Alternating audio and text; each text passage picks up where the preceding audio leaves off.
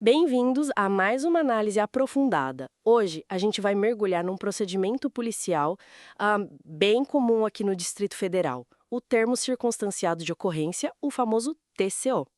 A nossa base para essa conversa é um material didático da própria Polícia Militar do DF, sabe? Aquele usado na formação dos policiais mesmo. Exato, um material bem interessante para entender a lógica deles. E a missão aqui, né, é tentar desmistificar um pouco o TCO. Entender o que ele é, por que ele aparece tanto, porque, olha, um dado que chama atenção é que mais da metade dos atendimentos da PMDF, tirando aqueles flagrantes mais sérios, acabam virando um TCO. É um número expressivo, né? Muito. E a gente quer ver como ele funciona na prática, ali na rua. É tipo um guia rápido para sacar essa ferramenta jurídica. Perfeito. E esse dado inicial já mostra o peso da coisa. Se a gente exclui os flagrantes de crimes mais graves, que são aí, sei lá, uns 40% dos desfechos das ocorrências, o que sobra é muita coisa. É uma vasta porção da atividade policial do dia a dia que lida com o que a lei chama de infrações de menor potencial ofensivo, as INPOs. E o TCO, bom, ele é o documento-chave nesse cenário todo. Ok, vamos começar a desembalar isso então. Se mais da metade dessas ocorrências comuns são resolvidas com TCO, que tipo de situação a gente está falando? O que são essas INPOs na prática do dia a dia? Olha, o material de treinamento que a gente viu, ele lista exemplos bem rotineiros mesmo. Pensa assim, perturbação do sossego, sabe? Aquele som alto do vizinho que não deixa ninguém dormir. Clássico. Pois é.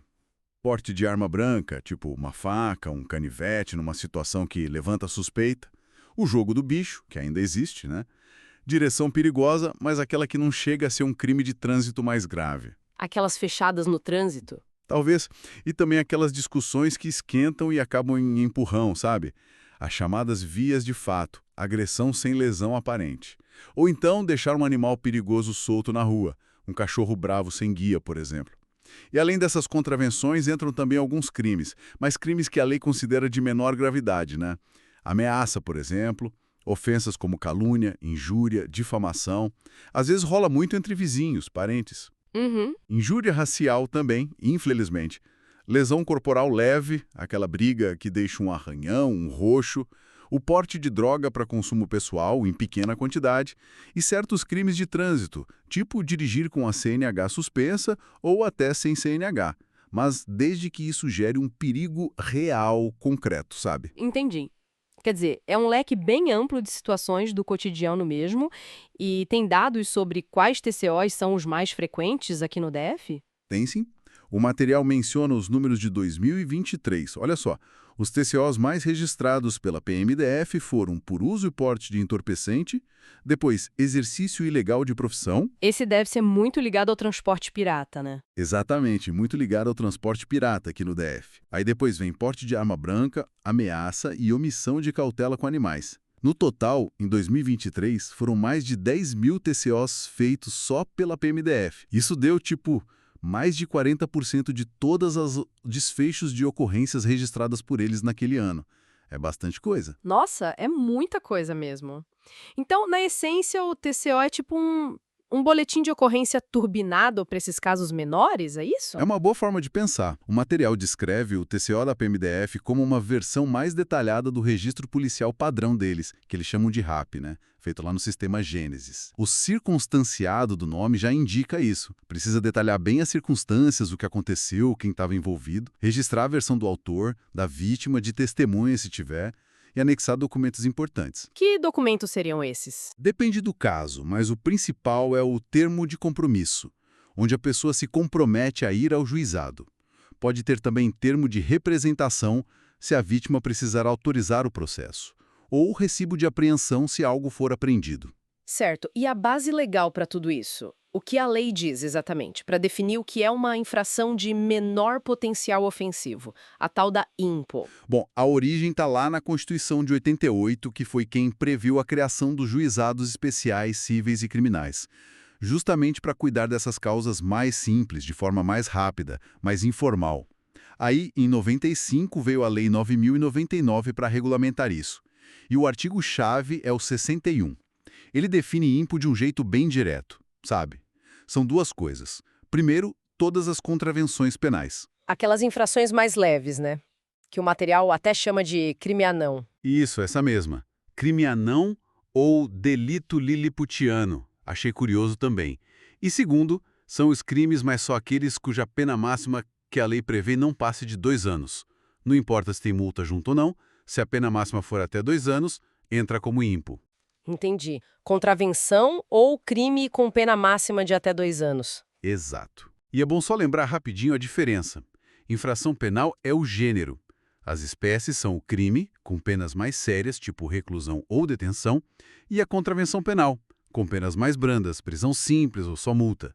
As contravenções, bom, quase todas estão naquela Lei das Contravenções Penais, a LCP.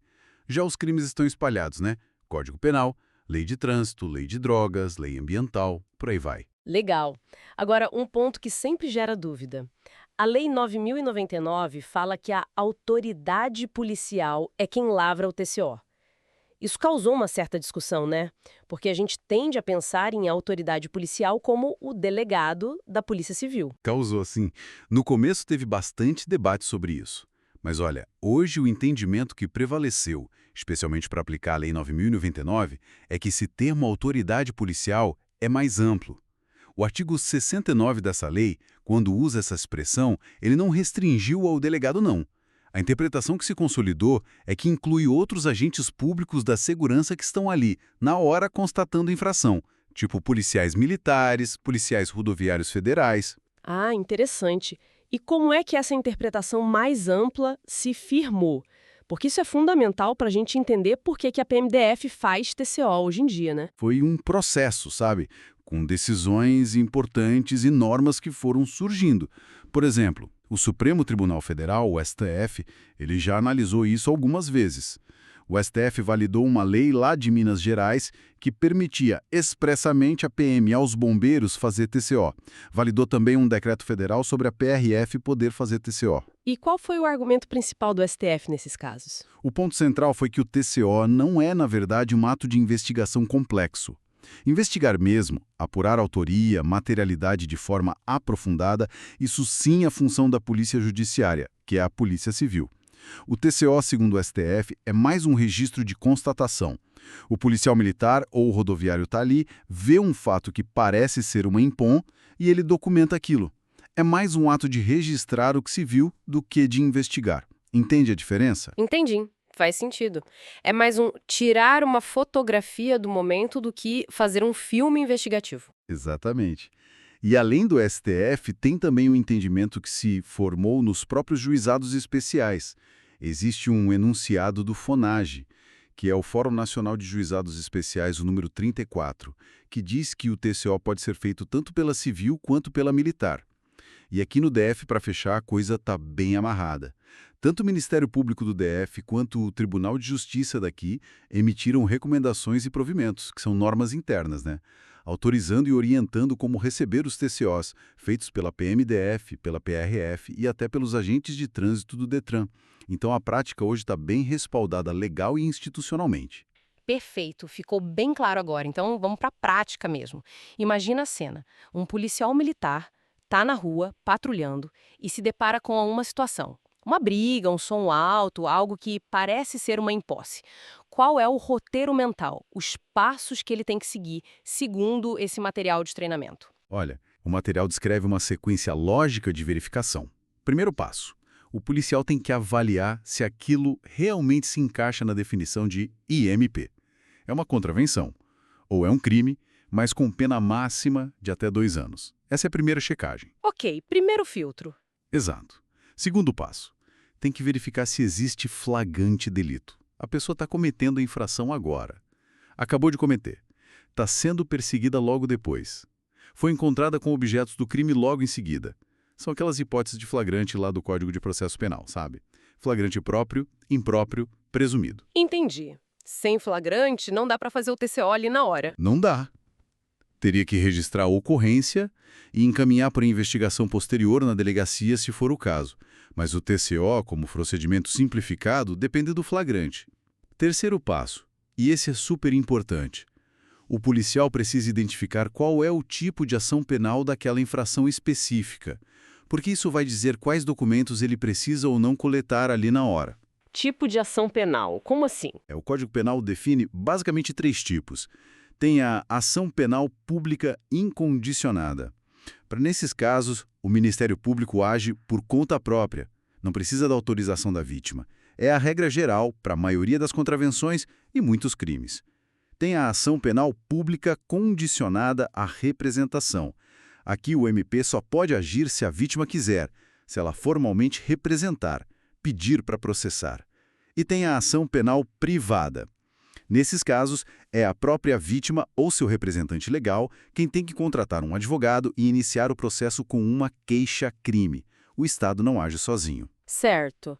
Incondicionada, condicionada à representação e privada. E como isso afeta os documentos que o PM pega na rua? Afeta diretamente quais formulários ele vai precisar preencher e fazer as pessoas assinarem. São basicamente 3 que podem entrar na jogada, além do registro da ocorrência em si no sistema. O primeiro é o termo de compromisso. Esse, olha, é sempre obrigatório para fazer o TCO, não importa o tipo de ação penal. Nele, o autor do fato, a pessoa que cometeu a infração, se compromete a comparecer no juizado especial quando for chamada. E se a pessoa se recusar a assinar? Aí não tem TCO na rua. Esse é um ponto crucial que a Lei 9.099 estabelece lá no parágrafo único do artigo 69. Se o autor do fato se recusar a assinar o termo de compromisso, o policial militar não pode liberar a pessoa ali. Ele tem que conduzir todo mundo para a delegacia da Polícia Civil para ser lavrado um auto de prisão em flagrante, mesmo sendo uma infração pequena. Nossa, que detalhe importante. Então, a recusa em assinar o compromisso eleva o procedimento para um APF na delegacia. Exatamente. É uma consequência direta prevista na lei. O segundo documento é o termo de representação ou requerimento. Esse só vai ser necessário se a infração for de ação pública condicionada. Um exemplo clássico é a ameaça, ou de ação privada, como um dano simples ou uma difamação. É o papel onde a vítima formaliza que ela quer que o caso vá para frente na justiça. Se for ação pública incondicionada, que é a maioria das contravenções e vários crimes, não precisa desse termo. A vítima não precisa autorizar nada. Mas tem alguma exceção? Lembre de você ter mencionado algo sobre vias de fato. Bem lembrado. Tem uma exceção importante que o material até destaca: a contravenção de vias de fato, aquela agressão sem lesão. Tecnicamente, pela lei das contravenções penais, ela seria de ação pública incondicionada. Mas a prática dos tribunais, a jurisprudência majoritária e um enunciado do FONAGE 76 entendem que na prática ela funciona como se fosse condicionada. Ou seja, para vias de fato, o PM precisa sim colher o termo de representação da vítima. É uma construção da prática judicial. Que interessante essa adaptação da regra pela prática. E o terceiro documento? O terceiro é mais simples: o recibo de apreensão. Ele é usado se o policial apreender algum objeto relacionado com a infração. Pode ser a faca, no porte de arma branca, o aparelho de som, na perturbação do sossego, ou até um animal, no caso da omissão de cautela. E todos esses termos, compromisso, representação quando necessário, apreensão quando necessário, depois que são preenchidos e assinados ali no local, eles são digitalizados e anexados ao registro da ocorrência, o RAP, lá no sistema Gênesis da PMDF. Fica tudo documentado digitalmente.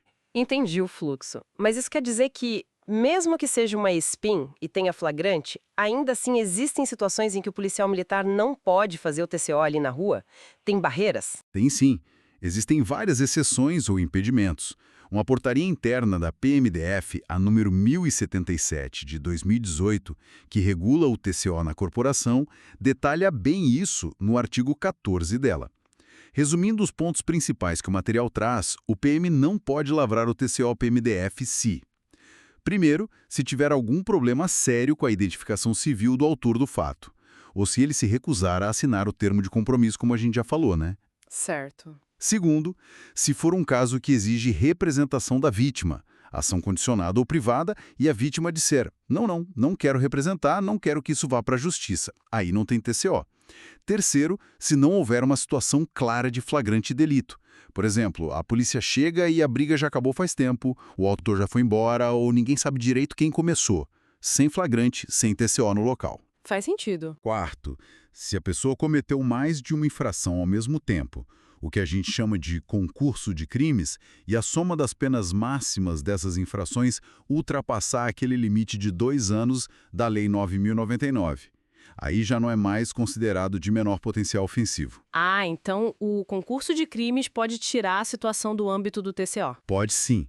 E também se esse concurso de crimes envolver infrações que fogem da competência da PMDF ou do Juizado Especial Estadual.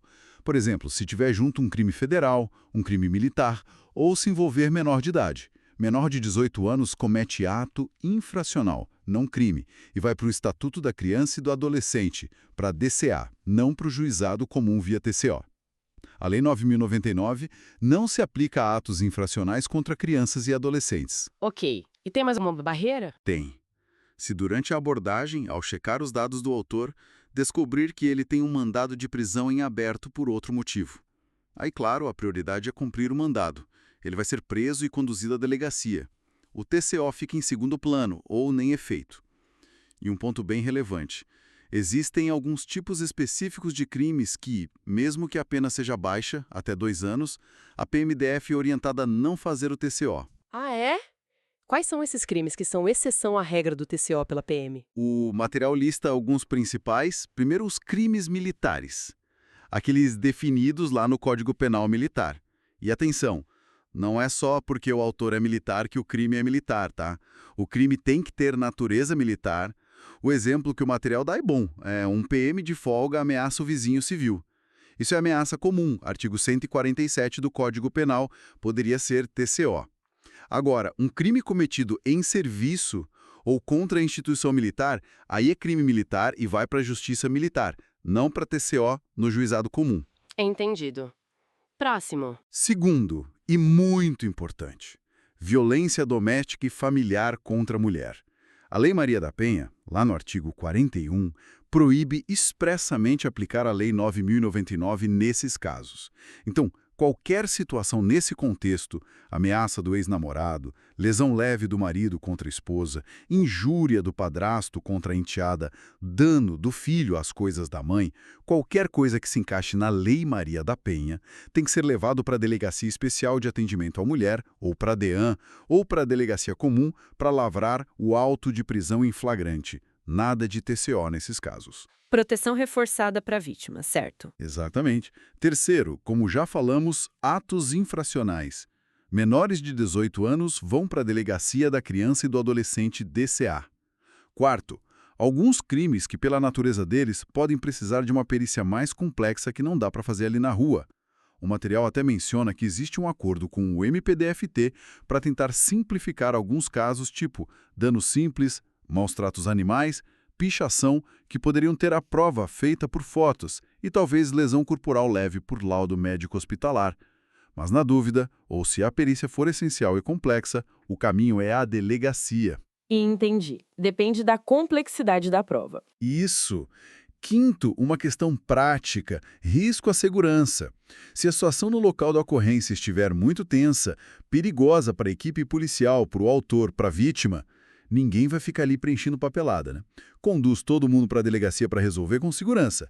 E por último, uma orientação específica que o material cita, que valia na época que ele foi escrito, se o próprio policial militar em serviço fosse a vítima de crimes como desacato, desobediência ou resistência, a orientação do MPDF era para a PMDF não fazer o TCO nesses casos, mas sim conduzir o autor à delegacia para registro pela Polícia Civil. A vítima primária nesses casos é o Estado, né?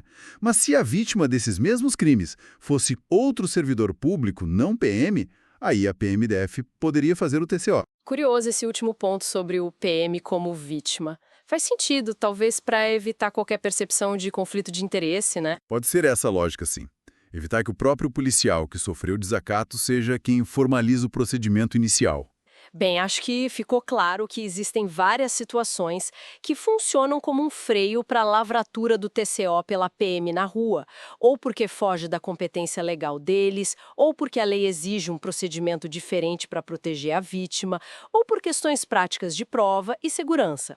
Para a gente fixar bem as ideias, que tal vermos alguns exemplos bem comuns de impos que o material detalha, como o TCO funciona em cada um deles na prática. Ótima ideia. Ajuda a materializar as regras. Vamos pegar alguns exemplos que estão lá na segunda parte do material didático. Começando com um bem frequente, porte de arma branca. É o artigo 19 da Lei das Contravenções Penais. A gente está falando de faca, canivete, facão, porrete, soco inglês. Qualquer objeto que possa ser usado para agredir, né? Exato. Mas a chave aqui, segundo o material, é a intenção. O contexto. Não é só portar uma ferramenta de trabalho. Um vendedor de coco andando com o facão para abrir o coco, isso não é a contravenção. Mas portar uma faca escondida na cintura, à noite, num local ermo, aí a intenção de usar como arma fica mais evidente, né? Um detalhe interessante que o material traz é que o TJDFT, o tribunal daqui, já entendeu que portar um simulacro, uma réplica de arma de fogo, também pode configurar essa contravenção de porte de arma branca. Olha só. E o procedimento? É TCO, colher o termo de compromisso do autor e fazer um termo de apreensão da arma ou do simulacro. A ação penal aqui é pública e incondicionada, ou seja, o MP age de ofício, não precisa de representação de ninguém. Certo. E aquelas brigas mais leves, os empurrões, tapas? São as vias de fato, artigo 21 da LCP. É a agressão física que não chega a deixar uma lesão corporal comprovada. Um empurrão, um tapa no rosto, um puxão de cabelo. O procedimento é parecido. É TCO, termo de compromisso, mas aqui entra aquela exceção importante que a gente comentou. Precisa do termo de representação da vítima, lembra? Embora a lei não exigisse, a prática judicial consolidou essa necessidade. Lembro sim, a exceção jurisprudencial. Isso. E muitas vezes em briga a agressão é mútua, né? Os dois batem, os dois apanham. Nesse caso, ambos podem figurar no mesmo TCO como autores e como vítimas. A ação, por construção jurisprudencial, é tratada como pública condicionada à representação. Entendi. E o caso do cachorro bravo do vizinho que fica solto? Isso aí se encaixa na omissão de cautela na guarda ou condução de animais, artigo 31 da LCP. É deixar um animal perigoso solto ou passear com ele sem os cuidados necessários. Aqui no DF tem até uma lei distrital antiga 2095-98 que exige coleira, guia e focineira para cães de grande porte em locais públicos. E se o cachorro atacar alguém? Aí a coisa muda. Se o animal solto atacar e machucar alguém, já não é mais só a contravenção do artigo 31. Vira crime de lesão corporal culposa, artigo 129, parágrafo 6º do Código Penal, a responsabilidade é do dono. Mas só por deixar um animal perigoso solto, sem o devido cuidado, já configura a contravenção.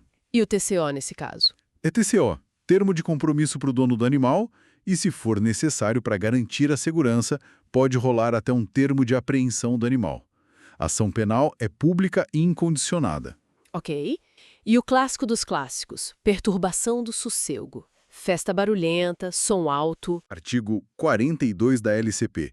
O ponto-chave aqui, que o material reforça baseado em orientação do MPDFT, é que o barulho pode ser som alto, gritaria, algazarria, até latido incessante de cachorro, tem que incomodar a coletividade, a vizinhança, não apenas uma única pessoa reclamando. Ah, então precisa de mais gente incomodada. A orientação citada era que o TCO deveria qualificar pelo menos 2 testemunhas ou vítimas diferentes para comprovar essa perturbação da paz pública, do sossego alheio. Mas elas não precisam assinar termo de representação, porque a ação é pública e incondicionada. E outros detalhes interessantes. Para configurar a contravenção penal do artigo 42, o horário não importa. Aquela história de só pode reclamar depois das 10 da noite é mito para a esfera criminal.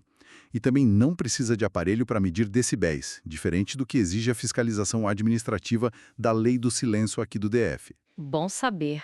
E o aparelho de som, apreende? É opcional.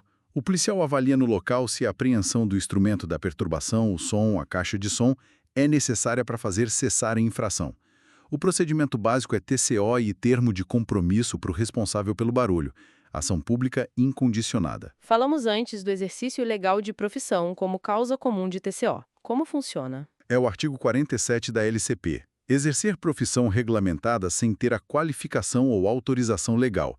O foco principal da PMDF, aqui, como mencionamos, é no combate ao transporte irregular de passageiros, os piratas. Nesse caso específico, o material orienta que é crucial registrar bem os detalhes no TCO. O o itinerário que estava sendo feito, o valor que foi cobrado dos passageiros e, se possível, qualificar os passageiros como testemunhas. E o procedimento? É lavrar o TCO, colher o termo de compromisso do motorista pirata e, além disso, aplicar as medidas administrativas de trânsito que cabem, né? Que são a multa por transporte remunerado não licenciado e a remoção do veículo previstas lá no Código de Trânsito Brasileiro. A ação penal também é pública incondicionada. Certo. Agora um tema que sempre gera debate. Uso e porte de drogas para consumo pessoal. Artigo 28 da Lei de Drogas. Você mencionou que teve mudança recente, importante, do STF, né? Teve sim. E impactou diretamente o procedimento da PMDF. Mas, atenção, só para maconha. A situação atual, conforme o material explica, e é bom sempre checar se não houve nova atualização depois, ficou assim. Se a droga encontrada com a pessoa for maconha e a quantidade for considerada pequena, para uso pessoal, o STF estabeleceu um parâmetro inicial de até 40 gramas ou 6 plantas fêmeas, deixou de ser crime do artigo 28. Virou um ilícito administrativo, tipo uma infração administrativa. E o que a PM faz, então? Não faz mais nada? Não é que não faz nada. A PMDF, nesse caso de porte de maconha para uso dentro desse limite, não lavra mais TCO. O procedimento passou a ser fazer um registro simples da ocorrência, o RAP, qualificar o usuário, apreender a substância, com um termo de apreensão, mas sem conduzir para a delegacia e sem exigir assinatura de termo de compromisso de comparecer em juízo. Agora, se for uma quantidade maior de maconha, ou se tiver outros indícios de tráfico, balança, dinheiro trocado, embalagens, aí sim a conduta é levar para a delegacia. Entendi. A maconha para uso, até certo ponto, saiu da esfera criminal e do TCO. E as outras drogas? Cocaína, crack, LSD. Para todas as outras drogas ilícitas, cocaína, crack, êxtase, LSD, etc., mesmo em pequena quantidade para consumo pessoal, o artigo 28 continua valendo como crime. A decisão do STF não mudou isso. Então, nesses casos, o procedimento da PMDF continua sendo o tradicional: lavrar o TCO, colher o termo de compromisso do usuário e apreender a droga. A ação penal é pública incondicionada. O material até menciona um procedimento especial que estava sendo testado em algumas cidades do DF, como Gama e Santa Maria, para fazer o TCO do artigo 28 para drogas que não maconha, mesmo sem ter o kit de teste rápido da droga no local, seguindo protocolos específicos de filmagem, pesagem, fotografia. Interessante essa adaptação para agilizar também nesses casos. E para fechar os exemplos, como fica a ameaça, artigo 147 do Código Penal? Ameaça é quando alguém promete causar um mal injusto e grave a outra pessoa. Pode ser por palavra, por gesto, por escrito. O procedimento padrão é lavrar o TCO, colher o termo de compromisso do autor e, ponto crucial aqui, colher o termo de representação da vítima. Porque a ameaça, via de regra, é de ação pública condicionada, né? Exatamente, a regra geral é essa. Se a vítima não representar, o caso não vai para frente. E se o autor usou algum objeto para fazer ameaça, tipo mostrou uma faca, um pedaço de pau, esse objeto deve ser apreendido com o respectivo termo de apreensão. Só tem uma atualização importante recente. Uma lei de 2024, Lei 14.994, mudou a natureza da ação penal se a ameaça for praticada contra mulher por razões da condição de sexo feminino, ou seja, em contexto de violência doméstica ou discriminação de gênero. Nesses casos específicos, a ação passou a ser pública e incondicionada. Mas fora dessa situação, a ameaça comum continua dependendo da representação da vítima. E o dano simples, destruir algo de outra pessoa. Dano simples, artigo 163 do Código Penal. Destruir, inutilizar ou deteriorar coisa alheia. O procedimento é TCO, termo de compromisso, e aqui também precisa da manifestação da vítima, termo de representação ou requerimento, porque a ação penal via de regra é privada, a vítima que tem que dar o pontapé inicial. É bom fotografar o dano para registrar. Mas só o dano com intenção, né? Isso, só o dano doloso. Dano culposo, tipo um acidente de trânsito sem querer, não é crime. E atenção, Se for dano qualificado, por exemplo, contra patrimônio público, com violência, etc., aí a pena é maior que 2 anos e já não cabe mais TCO, tem que ir para a delegacia. Ufa, bastante detalhe, mas acho que deu para ter uma visão bem completa de como o TCO funciona na prática para a PMDF, né? Desde a definição, a base legal, quem pode fazer, o passo a passo na rua, os documentos, as muitas exceções e os exemplos concretos. Então, resumindo o que a gente conversou hoje, o TCO não é só um papel. É um procedimento super importante que a PMDF usa muito para lidar com aqueles conflitos menores do dia a dia, de um jeito mais ágil, mas, claro, seguindo um monte de regras legais bem definidas. A ideia é desafogar as delegacias e, pelo menos em tese, acelerar a resposta da justiça para esses casos, né? Exatamente. O material de treinamento que a gente usou como base, ele enfatiza muito esses benefícios. Conseguir pacificar o conflito ali na hora, de forma mais rápida, dá mais eficiência para o trabalho da polícia, porque a viatura fica liberada mais cedo para atender outras ocorrências, e criar um caminho formal direto para o juizado especial criminal. Mas, por outro lado, como a gente viu em detalhe, o material também mostra a complexidade da coisa. Não é só chegar e fazer. Exige muito discernimento do policial na ponta da linha para avaliar a situação toda. É flagrante, é em pós mesmo, qual tipo de crime, qual ação penal, tem alguma exceção que impede o TCO aqui, a segurança está garantida, e depois seguir todo o procedimento correto, com os documentos certinhos. O próprio material deixa claro que não é uma receita de bolo, exige preparo. Fica bem claro que é um sistema que tenta equilibrar várias coisas: agilidade, resposta à sociedade, formalidade legal, direitos dos envolvidos. É complexo mesmo. E isso me leva a uma última reflexão, sabe? Inspirada até pelas próprias mudanças que você foi mencionando ao longo da conversa, como essa decisão recente do STF sobre a maconha, ou a discussão que sempre existe sobre como lidar com desobediência, desacato. Enfim, esses procedimentos para lidar com infrações menores na rua, eles estão sempre em movimento, sempre evoluindo. Qual será a próxima fronteira? Como será que a sociedade, a polícia, a justiça vão continuar buscando esse equilíbrio delicado entre eficiência, manutenção da ordem pública e a garantia dos direitos individuais de cada um, num cenário legal que, como a gente vê, está sempre se adaptando, sempre mudando? Fica aí a questão para a gente pensar, né? Fica a questão. É um debate contínuo e necessário.